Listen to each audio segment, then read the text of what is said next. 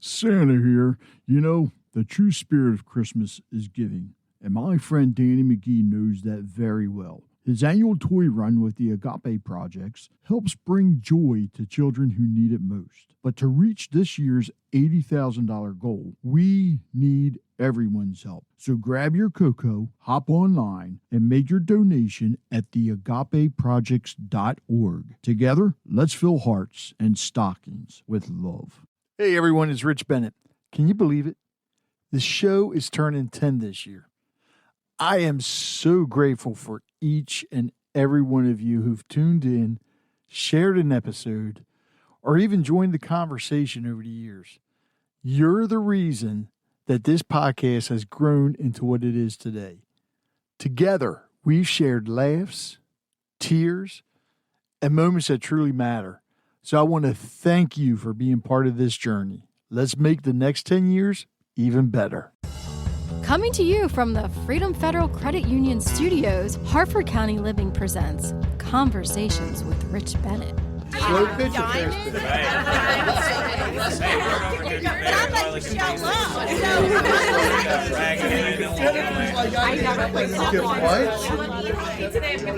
probably the least sexy part of the work, and I don't have the answer. It's okay. No. The truth is, what if everything you thought you knew about mental health was wrong? Today's guest isn't just a psychiatrist. He's a renegade. Dr. Fred Moss, the self-proclaimed Undoctor, spent nearly 40 years inside the system before walking away to expose its flaws and offer something radically different. Healing through creativity, connection, and unapologetic self-expression. He's the founder of the Welcome to Humanity movement, a truth teller, a disruptor, and a guide for anyone tired of being labeled, medicated, or misunderstood. So if you've ever felt like the system doesn't see you, this conversation might just change everything. So first of all, I got to ask, do you go by, is it Dr. Fred, Dr. Moss, Fred? Dr. Fred. Dr. Fred is more affectionate. I like that one the best. Okay, because I didn't know if it would be Dr. Fred or Undoctor Fred. Dr. Fred's a good one too, but no one's ever called me that. So let's just go with Dr. Fred so I at least know who you're talking about when you say my name. It's okay. And I have to ask, how did the Undoctor come about? Yeah, so thank you for asking and thank you for having me on the show. And oh, my pleasure. The Undoctor was an affectionate moniker that was given to me at a men's group. So I was there for the weekend, and it was an initiation men's group and in the woods down here in the Sacramento area. Mm-hmm. And I was with a bunch of men who were up to really good stuff. And at the end of the weekend, one of them is a marketing branding expert, and he told me that he was giving me a $10,000 name for free. And I was like, okay, let's hear what you got. He goes, "You're the Undoctor, dude." And I'm like, that is good stuff. And they had heard me on the weekend talking about undiagnosing and unmedicating people, because that's the only thing that makes any sense in this world if we're really going to have an opportunity to help people find stability in the chaos, disarray, and conflicts of what it means to be alive in a present world. Right. So, diagnoses don't do people very much help. And for sure, the medications and the treatments also frequently just perpetuate the symptoms they're marketed to treat. So I was talking like that, and he was like, "Well, take on the Undoctor and see how it feels." And the more I took it on, the more it sort of fit. And, it's kind of catchy. We have undiagnose, unmedicate, and then undoctrinate. That's what comes with the Undoctor. So the idea, there's no word called undoctrinate. It just takes people out of the conventional system and puts them back in the world where they belong with a new level of power and freedom. I would think, because you're still practicing, right? Yeah. I would think, especially since COVID, the way mental illness has been on a rise, that you are probably busier than hell. It's interesting, it's a really good point, and it's different than you would guess. As it turns out, is that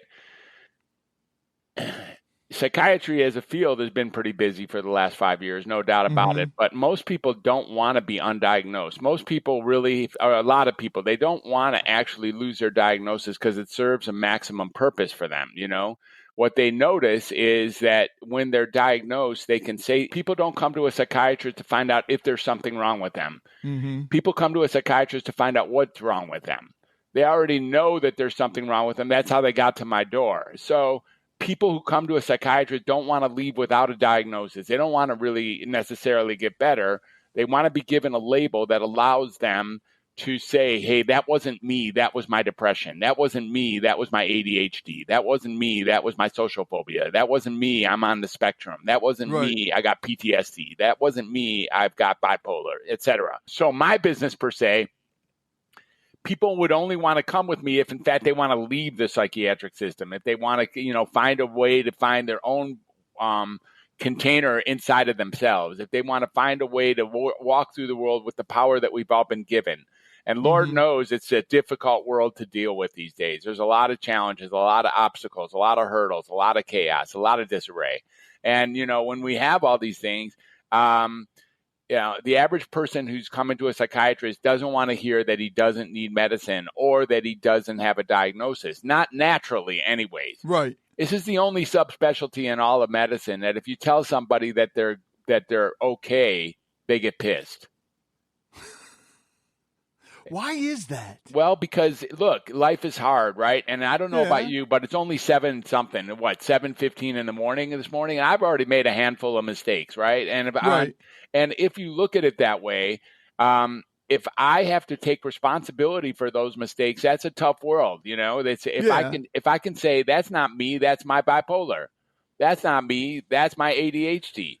So people want to be diagnosed because it allows them to relinquish responsibility for the things in life that they feel clumsy about or they're ashamed about or they're guilty about. They yelled at their wife or they kicked a dog or they forgot a deadline or they became afraid or they scrolled the internet or they went onto porn or whatever they did. And if they can say, I got this and that's why I do that, then it allows them to at least have the image of them not being responsible for their life. And what we're talking about here is no problem, by the way. Look, Rich, if I could blame you for the mistakes I've already made today, please take them on. I'll give them to you. Your fault. It's your fault I did all the shit I did this morning. If I can do that, I'm going to do that because it's hard to shoulder being a human being. So, when we really start looking at whether my world was busy, yes, it's busy, but it wasn't, look, COVID was a stress on a lot of us and really continues to be a stress. There's so many things going on in the world are on the back end of COVID that are just built on the whole phenomenon of COVID. And when we start, and it certainly didn't start in March of 2020. That started years or decades before that, really.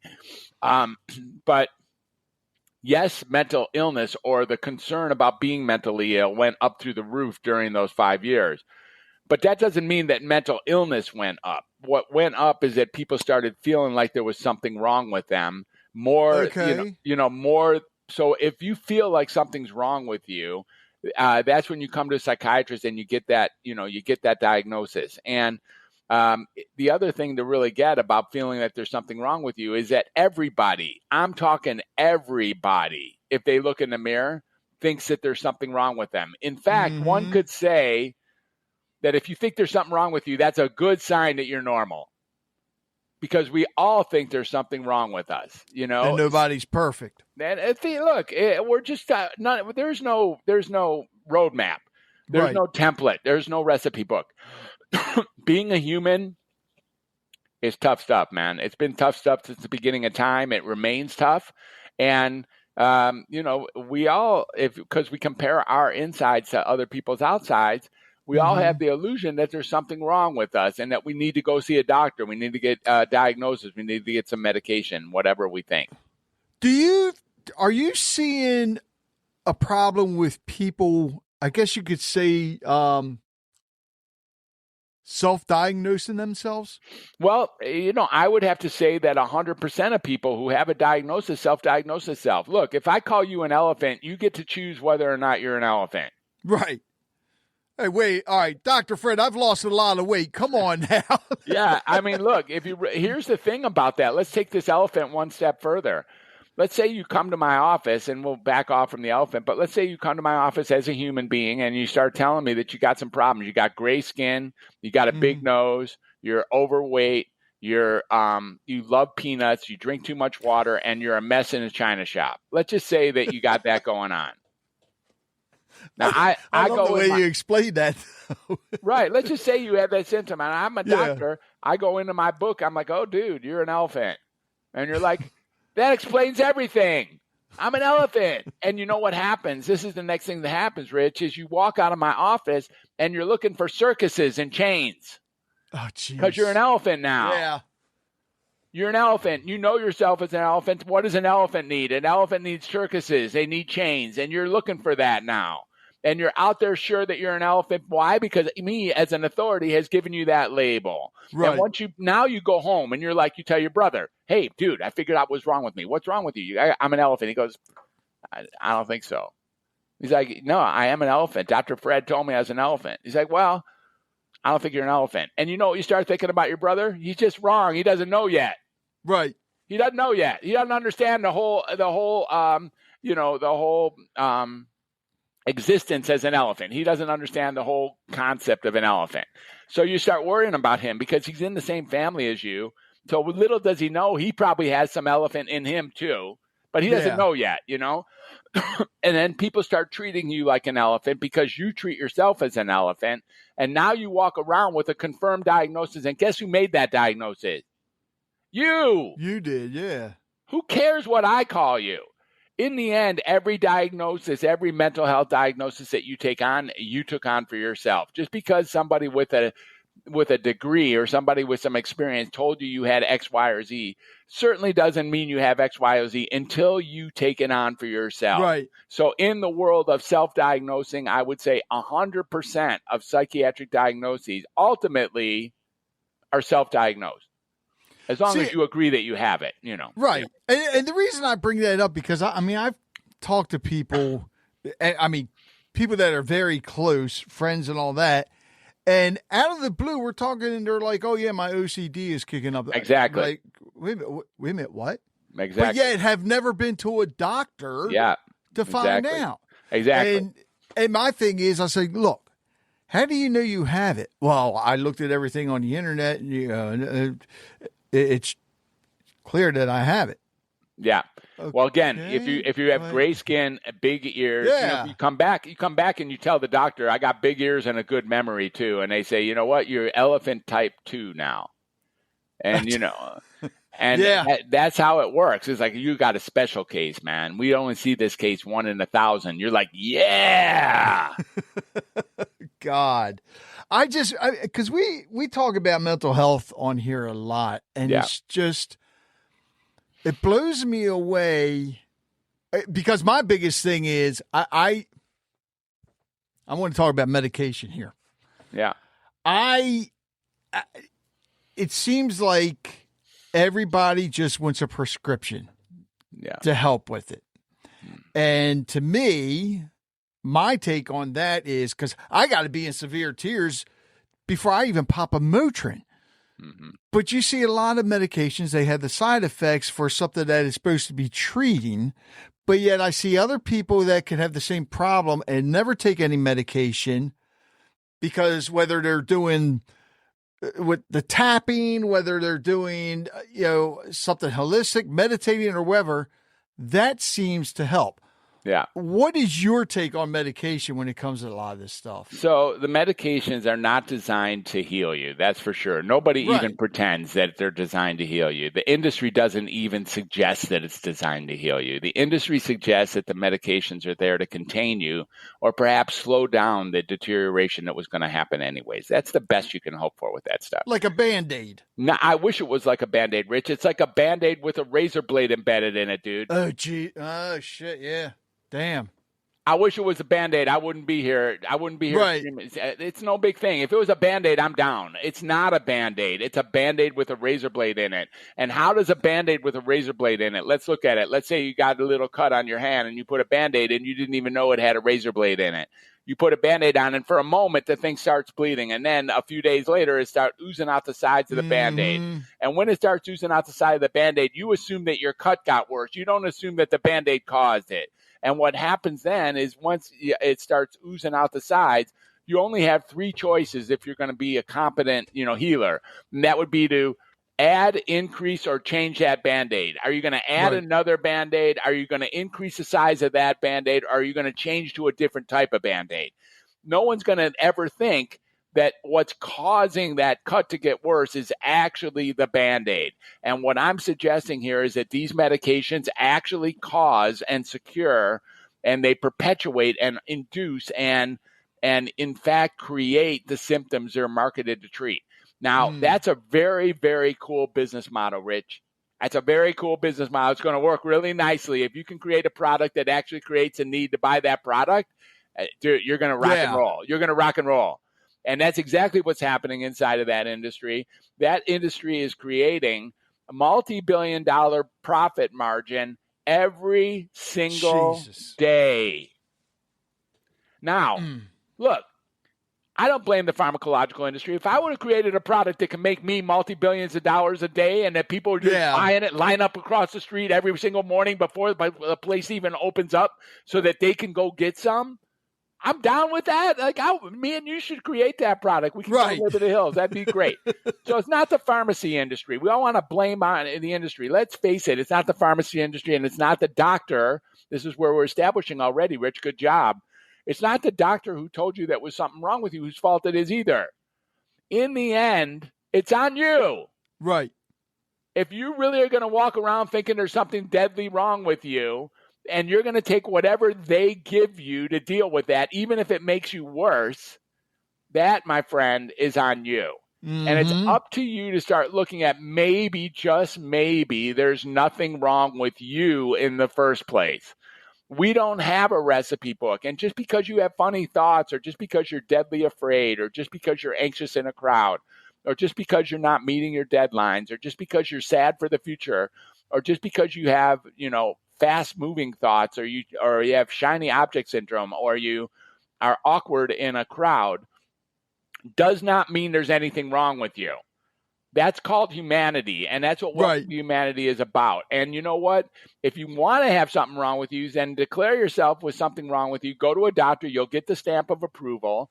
Then you'll get your diagnosis. Then, as an elephant, what will you do? You will walk out of the office looking for what? Chains and circuses. Right. And you will now be an elephant because you said so.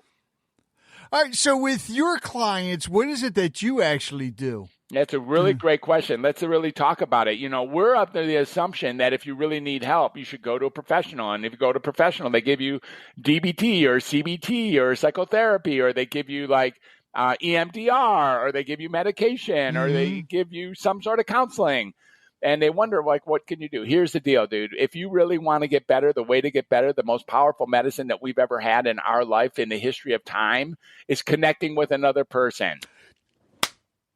Thank you. Oh, God. Thank you for saying that. You don't have anything better. Right. No one does. There is nothing. When you find something better than connecting with another person, please let me know. There is nothing better. There is nothing better. That's what we're doing here today. That's what we're all really trying to do, no matter whether we're on this side or that side, whether we agree with this or that. Ultimately, what we're really interested in, look, I've worked in the prisons. I've worked in 500 different places, more than 500 different places in my career. Damn. And yeah, I know. I've signed a lot of contracts in my life. And what I've really been looking for is a place that finally works for me, that allows me to actually speak this kind of truth. But I've worked in prisons, I've worked in jails, I've worked in nursing homes, and I've worked in inpatient units. And supposedly these are people who are pretty sick. Let me tell you, when I meet up with somebody and we connect, at that moment, at that second, there's no side effects, there's no authorization, there's no need for a doctor's order, there's no nothing. There's this massive thing called connection, and that connection often gets even labeled as something beautiful called love.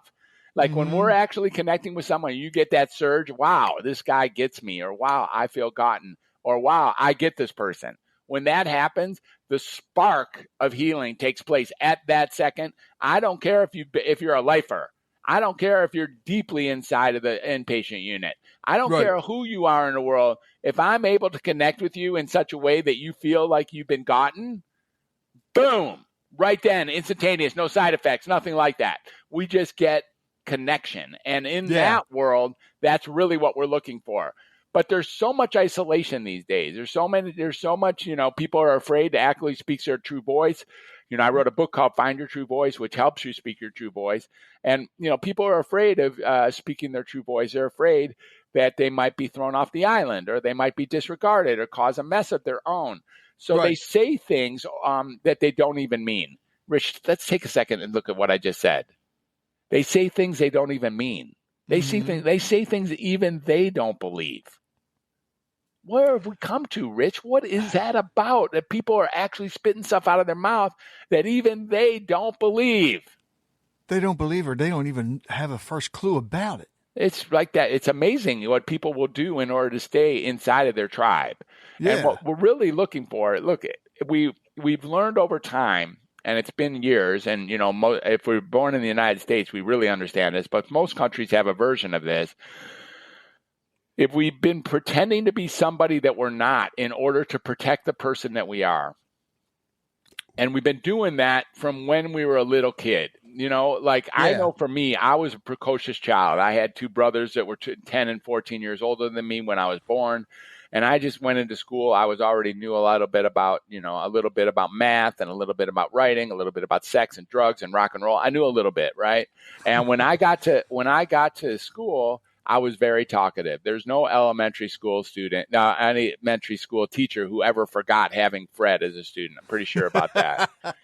And, what we're really saying here is that, people end up being, and even in first grade, I was pretty articulate. I was pretty funny. I could raise a room. I could cause trouble with my voice because I was so smart, so supposedly so smart that I was bored, so that I was really funny in class. And I just loved making my class laugh. And I loved the class clown. I was a class clown, and I was the top of the class at the same time. Right.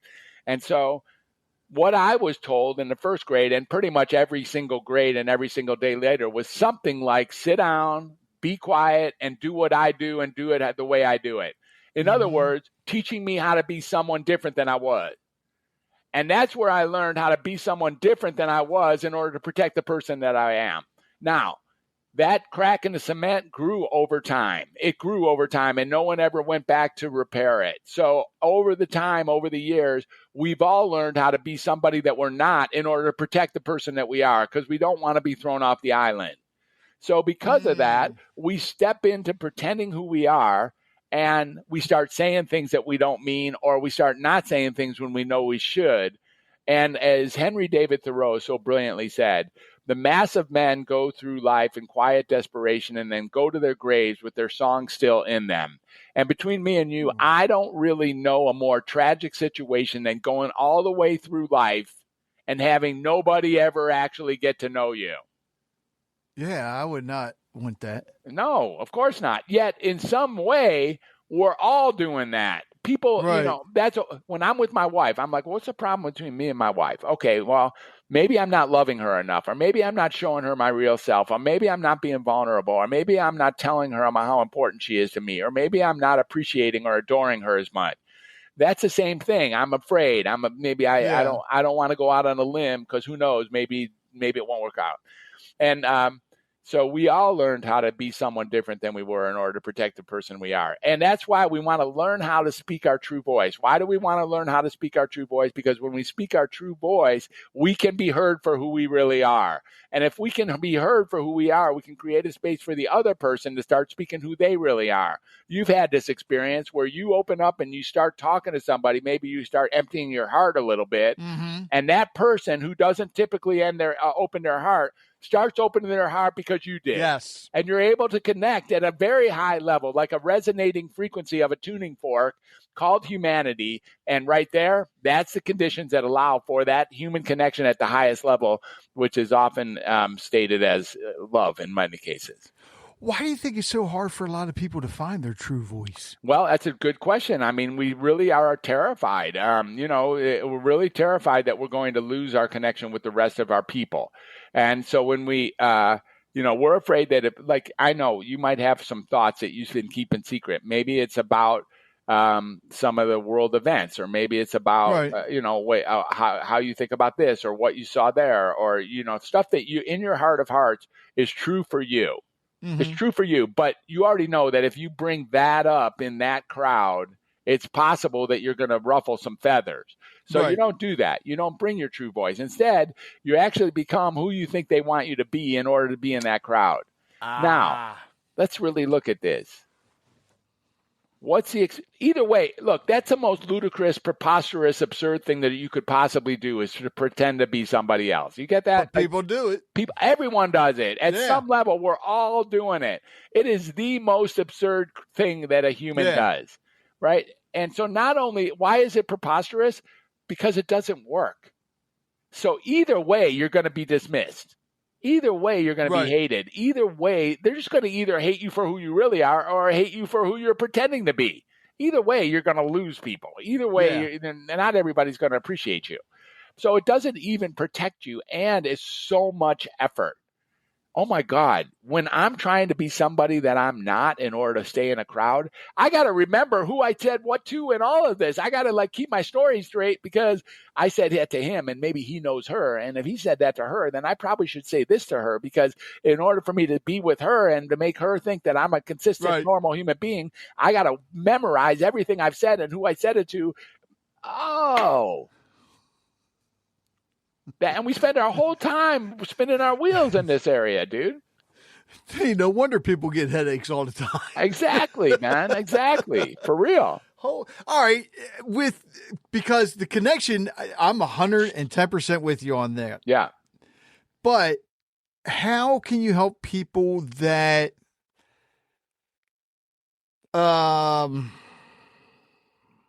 let's say social anxiety. They have social anxiety. Yeah, or we all do. They just don't like that one-on-one connection. Yeah, there's not very many people who ultimately don't like a one-on-one connection. Right. They've just been burned so many times that they don't want to get burned again. They've had their heart out there. Maybe last time was when they were a child or a teenager.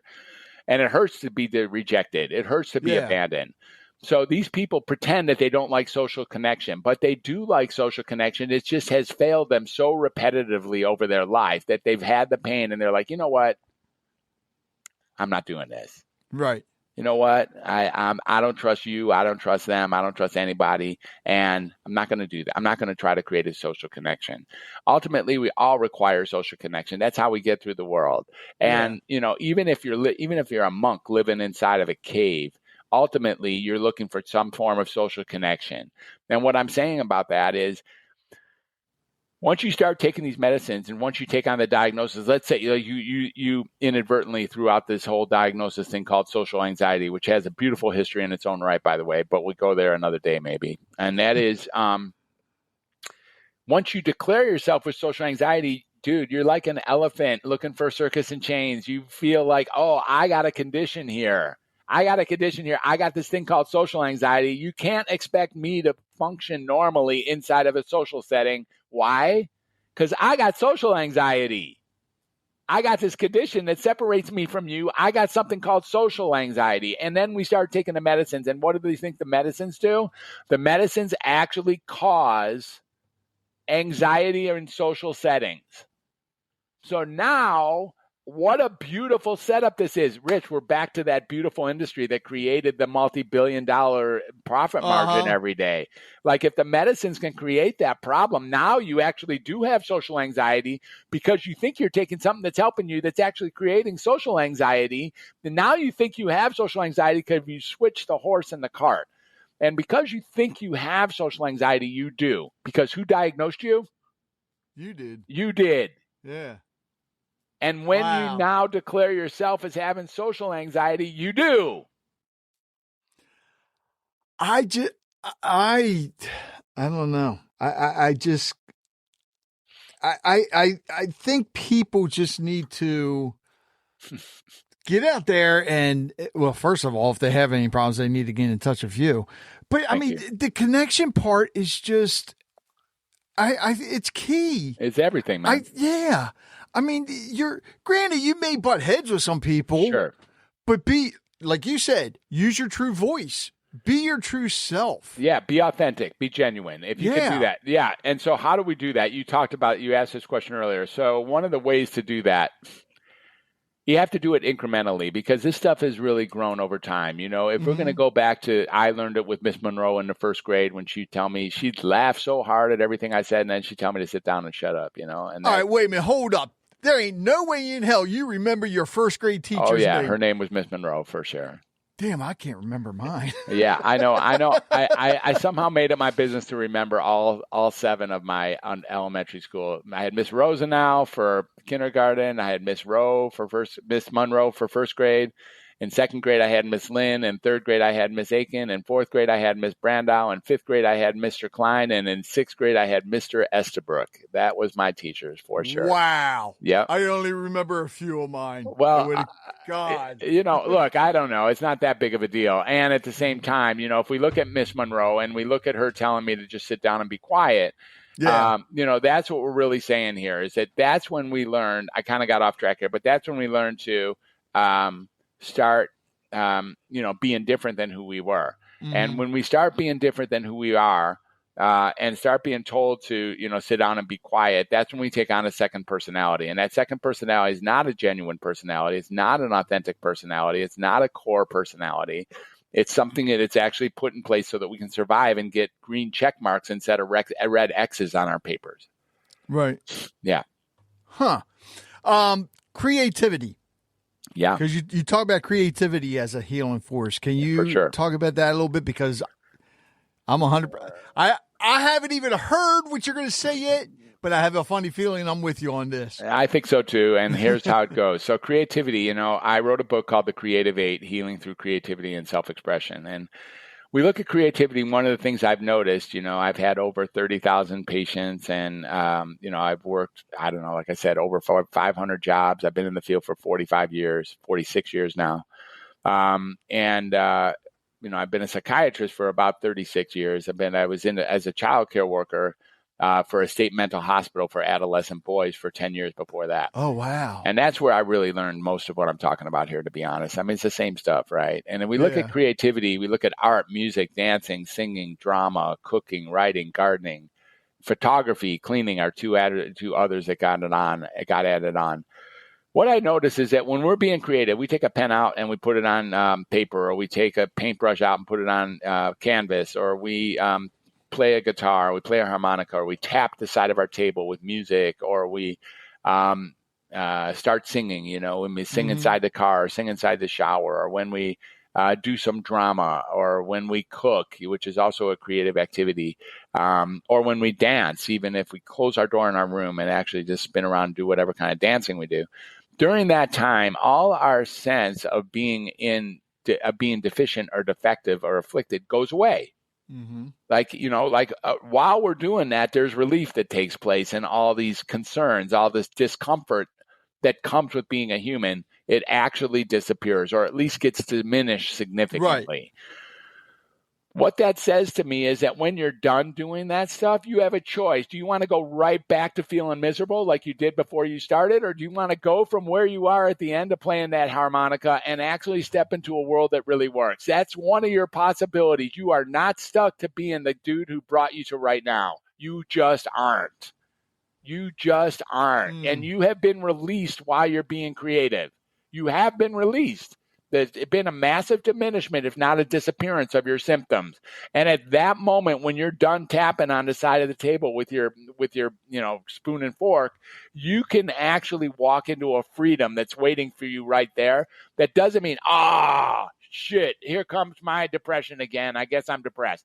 You don't have to go back there. Right. You can choose from this moment, now that you've been released from the cage, you can step into being empowered. It's possible.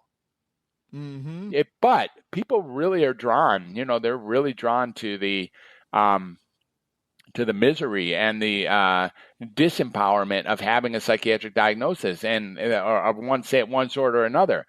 And we've already discussed at least one very major reason for that, because when you have a diagnosis, you're no longer you're outsourcing who you are to a diagnosis. You give yourself some sort of alphabet soup diagnosis: PTSD, MDD, right. PAD, OCD, whatever, ASD, NP, narcissistic, whatever you want to call yourself. LMNOP. LMNOP. Yeah.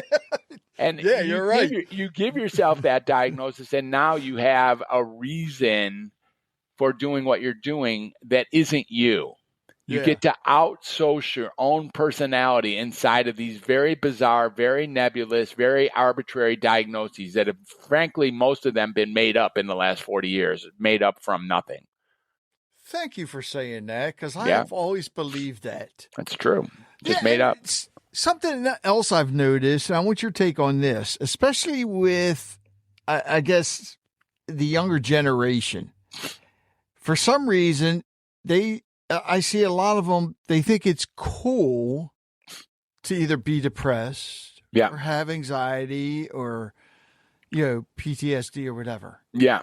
Yeah, there is some sort of pride that comes with that, because again, it's sort of like saying I have a scar on my face or something like that, like it really it gives an identity. It allows you to then explain why your life is so clumsy.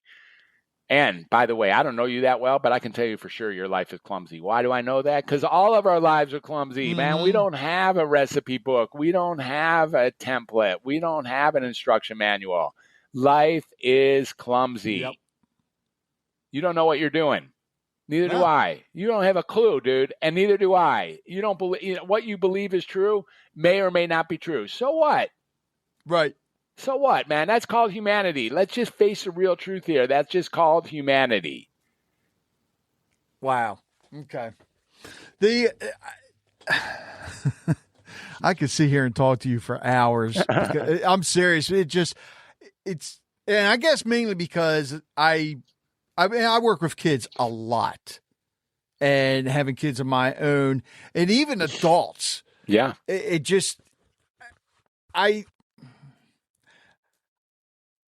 Especially when it comes to anxiety and depression.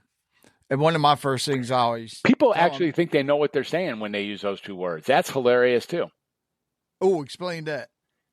What do you know about anxiety? You just call it anxiety, and you expect the other person to understand what you're saying. You get the little twitch where you feel like you got the shakes, like you drank too much coffee or something like that, and you call that anxiety, and we then assume that we understand what you mean when you say that word anxiety, and somehow that it's different than depression, which looks like that or feels like that. You got this notion, you got a self-described definition of what these two words are, anxiety and depression, which are thrown around like M&Ms all day long between people. And people don't know what the hell they're talking about with this, I got anxiety. You better have anxiety, dude. It's really scary out here. It's really scary. If you don't have anxiety, there's something wrong with you. If you don't have, if you're actually not anxious, if you're not, how long would it take me and you to come up with 100 reasons to be anxious? Maybe like 4 minutes, maybe. If we took a break halfway through, maybe like 4 minutes, right? Yeah. How long would it take us to come up with 100 things to be depressed about? About 4 minutes. Yeah. Yeah. How about to be really afraid about? Like terrified? Like, I don't know, 3 minutes. Yeah. So we don't have anxiety. We have a world that creates discomfort. And I'm going to quote another one of my, now deceased mentors. His name is Jiddu Krishnamurthy. He spoke to this idea, it is no sign of mental health to be well adjusted to a profoundly sick society. Say that again? No sign of mental health to be well adjusted to a profoundly sick society. Ooh, okay. We spend all our time pretending to be well adjusted to a profound. We'll go through so many iterations, so many changes, so much. We'll just contortion ourselves in order to be well adjusted to the society, because we have been taught since the mid '80s, anyways, that if we're uncomfortable, that means there's something wrong with us. It's gaslighting, my friend. Yeah.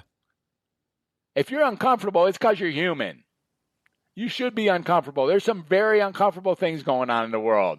And they've been going on for a long time, not just since in 2020. Since the beginning of time. Since the beginning of time. You're not going to find anyone ever who wrote to a time that said, I'm not uncomfortable. No, they didn't. No, they didn't.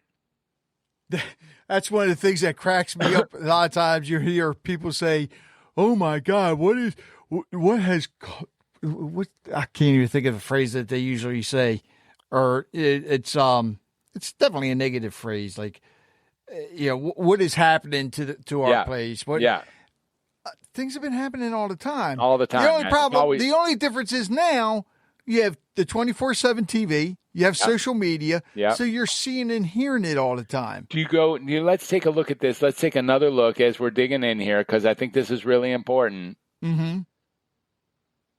The TV's not causing the problem. And neither you are by media. watching this exactly.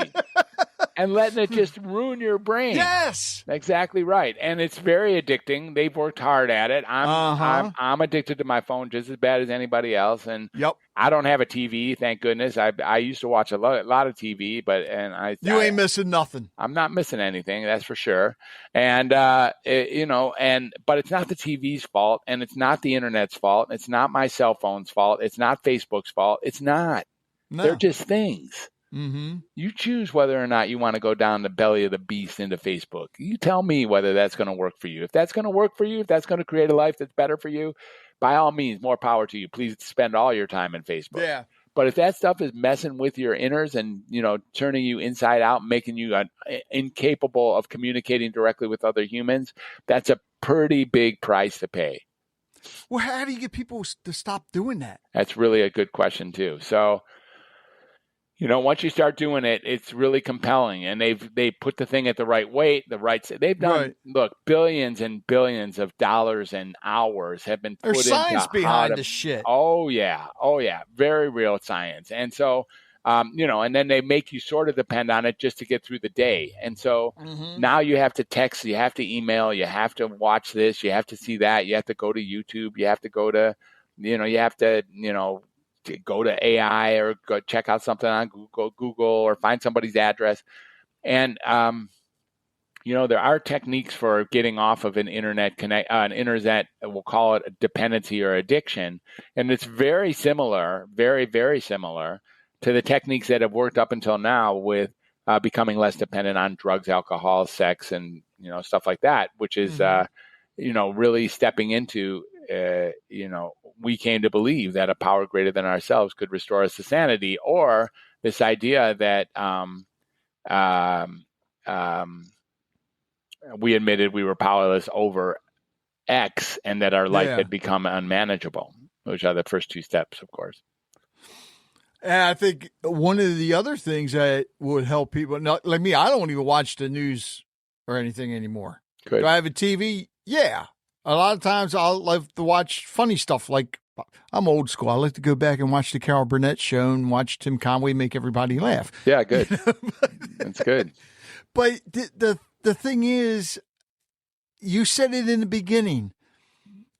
If social media, TV, and all that is really, really driving you down, then sit down and talk. Make that connection. Exactly. Don't make the connection by hell, kids now, even adults, they don't even know how to pick up the damn phone and call somebody. They want to text them.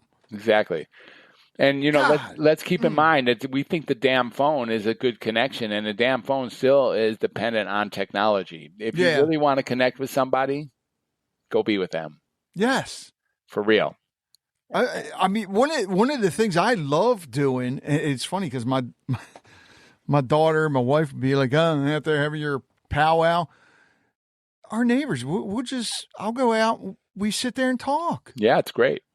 Yeah, so good, right? You can't. So good. Guess what? We're not sitting there on our phones while we're talking, right? Or we're not standing there texting each other. Because I see that. You see kids nowadays; they can be standing across from each other and they're still texting each other. Yeah, that's exactly right, man. Open your damn mouth. Yeah.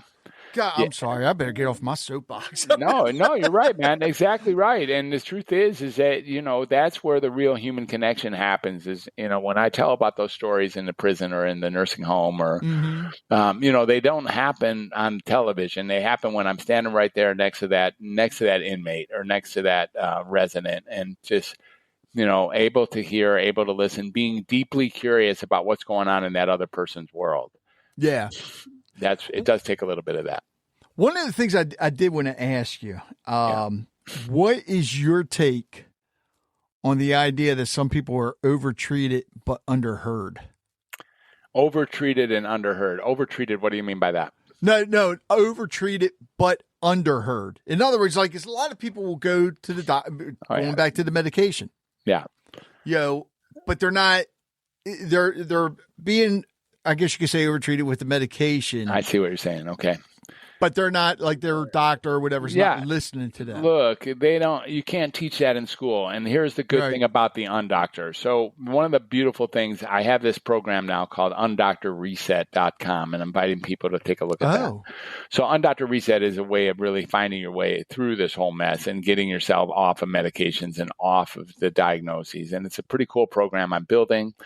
And when you talk about being overtreated and underheard, what we're really talking about is you don't have to have a degree to be a healer. I didn't learn in school how to listen to anybody because you can't teach that in school. Right. I don't even blame the school, but they don't teach psychotherapy in psychiatry school anymore because that's not important to be a psychiatrist. In order to be a psychiatrist, what you have to be able to do is from your hip, be able to diagnose people, because once you diagnose people, now you're compelled to give them the treatment that comes with that line of thinking. So I slap on some alphabet soup diagnosis for you, and now I'm compelled to actually give you a form of treatment that's already supposedly pre-designed for that condition. And that might include some medicines, and we already know what the medicines do. The medicines perpetuate the conditions they're marketed to treat, right? So when we're overtreated and underheard, the good news is that, like, it sounds like who you are for your neighbors and who anyone can be, you can be the healer, even though you've never gone to school for that, or you've never received a degree, or you don't even have any experience sitting around as a therapist or a counselor or a doctor or a psychologist or a psychiatrist. You can actually step in and be a healer by simply getting yourself talking your own truest voice and then connecting with another person. You can do that even if you didn't graduate the 9th grade. You can do that even if you, if you went to law school, or if you grew up in Arkansas, or if you grew up in New York City. It doesn't matter. You're a human being. And what we've already decided, or what I'm declaring out loud, emphatically and unapologetically, is that connecting with another person is the most profound and effective medication known to mankind. And anybody can do that. Mm-hmm. Yeah. And that's where healing, that's where underheard.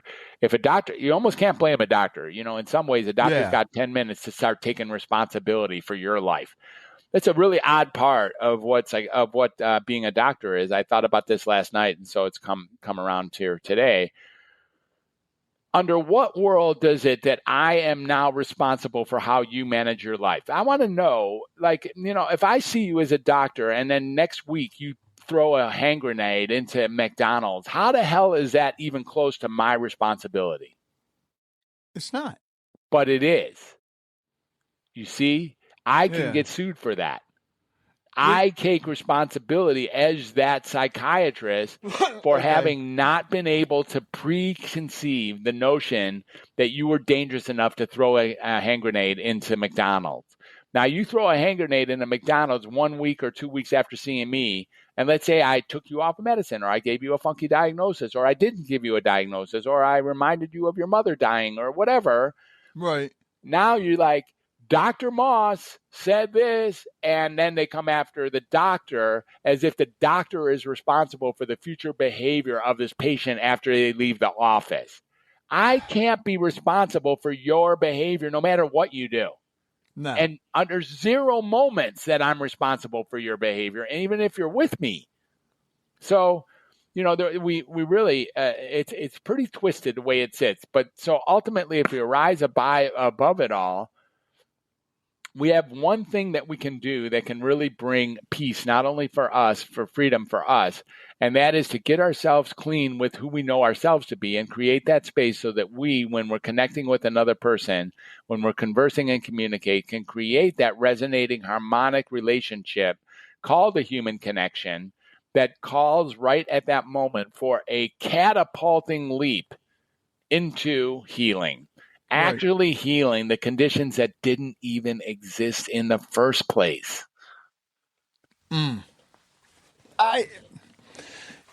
it seems like, I'm glad you brought that up with the grenade thing, because it seems like not everybody, it seems like they're trying to put the blame on other people associated with a person that does something wrong. Right. Whether it be the doctor, whether it be the parents, whether it be the parents teacher, the same way, or whatever. Yeah, exactly. Everybody's got their own mind. Yeah. Granted, not everybody could be. Who was it I had on? They said it best. Not everybody's mind can be rebooted. Yeah. I guess you could say. Yeah. Like a computer. Yeah. Or whatever. I'm looking at the time, but there is something else I wanted to ask you. Okay. Especially since we're talking about mental health. If you could redesign the mental health landscape from scratch, what would be the first 3 pillars you'd build it on? Well, the first 3 pillars, the number one pillar is that maybe there's nothing wrong with you. Mm-hmm. Maybe there's really nothing wrong with you, for real. Even if you know there is, even if you're totally twisted and totally awkward and you got thoughts that bug yourself, and maybe there's nothing wrong with you. Maybe you're just good as you are. Maybe you can self-heal. And what do I mean by self-heal? Maybe you can get yourself on a road that is actually satisfying and brings joy to your life. It's possible to do that. And the way to do that more than anything is to connect with other humans. Now, the truth is, if you're a meditating monk who lives in a cave, that's a good way to do it too, because you're really just creating yourself. You're creating yourself aligned with a spirit or aligned with, divinity or infinity. And that's a fine way to find peace and freedom as well. But more than likely, you're going to have to go to the store. You're going to have to go to the community. You're going to have to lean on somebody to help you build a house or buy some clothes or whatever you're going to buy. And you're going to have to connect with other humans. We are social beings at the very core. So this idea that there's nothing wrong with you and that we are social beings at our very core are probably the first 2 pillars. And then the third pillar I have is, really built on that would be something like, the medications in the present world, the medications and the diagnoses are actually built to increase, induce, perpetuate, cause, and secure the diagnoses that are marketed to treat. And when you take them on, we'll use that elephant. We're beating down this dead elephant. Is that you become that elephant. And so when you agree to call yourself defective, deficient, and afflicted, now you actually do become defective, deficient, and afflicted. And you don't have to do that. Maybe for real, there's nothing wrong with you. And maybe by connecting with other people, you can find healing that you didn't even know existed. So psychiatric symptoms, psychiatric diagnoses are made up. They're totally made up. They're arbitrary. And they don't represent a true and honest organic defectiveness. And starting on this moment, you are not stuck being the person that brought you to now. Ooh. All right. Some other things I want to talk to you about. Tell us about the Global Madness Film Project. So the Global Madness Film Project is dormant right now. It stopped right at COVID, but we were up to good stuff. I had Anthony Bourdain. I thought I was going to be the Anthony Bourdain of the whole mental health system, that I could go around the world. Because here's the thing. Psychiatric diagnoses are so arbitrary that if you go to different parts of the world and you thought you had schizophrenia in America and you go to Tanzania and now you're actually going to be given a gift. If you go to Australia, there's nothing wrong with you. You'd be elected for official. If you go to, if you go to Reykjavik, you get an entirely different approach to what life is about. So my interest at that time was to get some funding put together and have me go around the world and see how the same condition, how supposedly the same behaviors or the same thought processes get dealt with culturally specifically. And what it was like is that I was hoping to be able to show, and I know I could show it if I actually rekindled the project, was that, if you have a broken arm in Tuscaloosa or Little Rock and you go to Singapore, you still have a broken arm. It's called a broken arm. That's what you have. It doesn't matter where you are. If you got bipolar disorder in St. Louis and you go to Reykjavik, guess what? You don't have bipolar anymore. You got something else. they don't use the same condition because the things Right. aren't real. They're not real. They're arbitrary. They're liquid. They're fabricated. So when we can see that a diagnosis actually shifts depending on where you are in the world and what the culture is that you're living, we can learn once and for all that these diagnoses are totally made up. That was my intention. Global Madness. Dr. Fred, you gotta bring it back. You gotta get back to work on it. I know. You're right.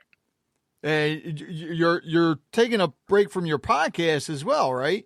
A little bit of a break from my podcast. We're starting off with the Undoctor podcast around the corner here. I've had 3 podcasts already. I've dropped about 250 different shows, and it was in Welcome to Humanity, the Healthy Healer, and then another one, my third one with my buddy Sam, a little bit more irreverent of a podcast called Insanity. 2 words, Insanity, and we had a good time with that one. Well, I definitely want to get you back on. We haven't done one in a long time, and I need to. We have done, I think, 2 virtual roundtables on mental health. I would love to have you on. Sure. But before I get to my last question, which I have no idea what it's going to be, is tell everybody how they can get in touch with you, and add, if there's anything you would like to add that as well. Yeah, so I have a very cool website called drfred360.com. drfred360.com is a good place to find me, and everything I have is somehow in there, and it's very cool. He's set up, very, very cool. And you can book a discovery call, and we can talk about how I can help you or whoever it is you want me to pay attention to in your life. And so I can offer that. That's normally, I think, a $250 value. I'll give that to your listeners for free. That is a nice site. I just pulled it up. Wow. Yeah, it's a pretty cool site. And the other site I have is the one I'm building, which is that one is almost ready to go. That's called Undoctor Reset. Yeah. .com. And we're really creating a community there. That's really fantastic. I love that project. It's really up and running. I got some great counseling and great partners helping me build that. And that's just helping people come off coming off of the illusion that there's something wrong with them, and really finding ways to come off those medicines and finding ways to help other people not only come off their medicine, but lose the whole notion that there's anything wrong with you in the first place. So that's the purpose of that program. And people are making connections. They are making connections, exactly. And we use School, SKOL, Alex Hormozi's group. Yes. And we use Mighty Networks as well for a couple of different places where you can meet in community. I didn't realize about the other websites. Yeah. Now I got to save them to my favorites. Yeah. You're giving me homework already, Dr. Fred. What's up with that? Homework like Miss Monroe gave to me. I wish I could remember my first grade teacher. This is going to bug the hell out of me. Yeah. I remember my 6th grade. What city did you grow up in? Oh, I actually bought my parents' house. I'm in Harford County, Maryland. Harford County. Right on the Chesapeake Bay. Nice. Very cool. Yeah. I've always said if I ever moved out of here, I would love to move to Connecticut. I don't know why. I've never been to Connecticut. Never even been there. All right. No, but it's like now I have no interest in moving because I have great neighbors. There you go. And yeah, I mean that's the big thing. That's all of it. It is. Yeah, you're just it's that connection underlining again. that point. Exactly. All right. So for my last question, I need you to pick a number between 1 and 100. Mm-hmm. And as I'm looking for the question, tell me why you picked that number. There's a couple numbers that come to mind. I think, kind of stay away from 50. I thought of 73. Sometimes I'm guessing that number gets picked somehow frequently. And then 35 would be another one. 23 is an easy one for all my athletic friends. I went to school in Chicago, and 1984 was the year I started and the year 23 started. So I had season tickets for 23 in Chicago for the first 4 years of his career. And it was fun to watch Michael Jordan in his first 4 years of his career. Right out while I was in medical school, I went every time they were home. I went to Chicago Stadium and watched Jordan play. 23 is a great question to go along with what we've been talking about. It is. Yeah. What's a part of yourself that you're still exploring or trying to understand?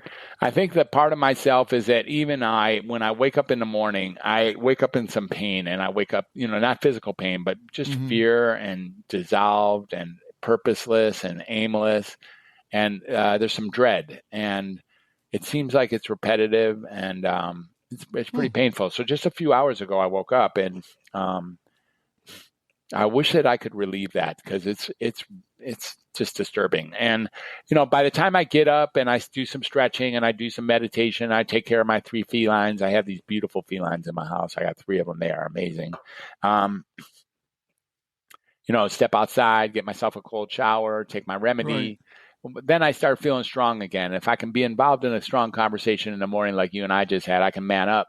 And what do I mean by man up? It's not about being a man. It's about being an adult, embracing the whole nonsense, like actually taking a look at the whole thing and stepping into the craziness of what it means to be alive. And that, even Buddha knew that it was crazy. He sat under that tree for, days. Can you imagine this dude? He's sitting under a Bodhi tree for days, figuring out all of life, right? And he's got it all figured out. And then at some point he decides that he's going to get up, right? At some point he's like, okay, I think we're done. But before he gets done, he's got to realize that he didn't resolve at least one thing. And that was that life has misery embedded in it. He has to get up, even though he hadn't gotten to the bottom of that one quite yet. Imagine that decision the man had to make, because he had worked out everything else such that we're still very curious about what he had to say about anything that he had to say. He sure had a cool approach to so many beautiful things. Right. But the one thing he never was able to unleash himself from is that life has misery associated with it. And I wish I could, help people manage their misery early in the day or more often than not, because look, this human condition is difficult, man. It takes quite a human to stay a human. 100%, 110% there. Yeah. Well, Dr. Fred, I want to thank you so much. The door is always open. I definitely want to do the virtual roundtable. Yeah. And once I do, I will let you know and we'll make it happen. I love it, man. I can't wait to be on your table. That sounds Thanks good. a lot. All right. You're welcome. Thank you for listening to Conversations with Rich Bennett.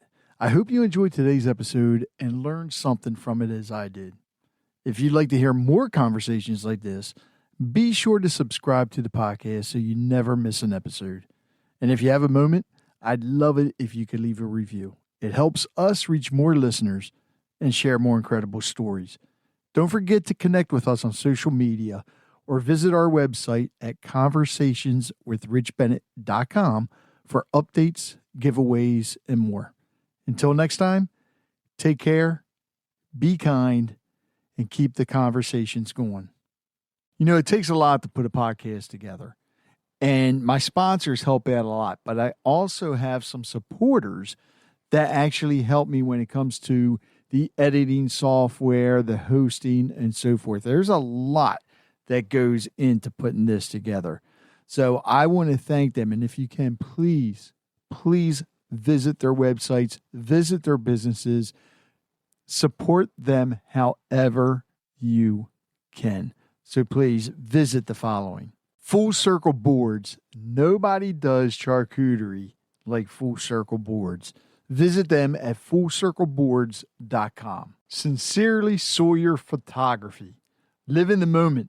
They'll capture it. Visit them at sincerelysawyer.com. The Joppatown Lions Club. Serving the community since 1965. Visit them at joppatownlionsclub.org. And don't forget the E at the end of Joppatown, because they're extraordinary. The Harford County Health Department can help eligible pregnant women and children with low to average incomes get free health insurance through the Maryland Children's Health Program. Call 410-877-1040. That's 410-877-1040.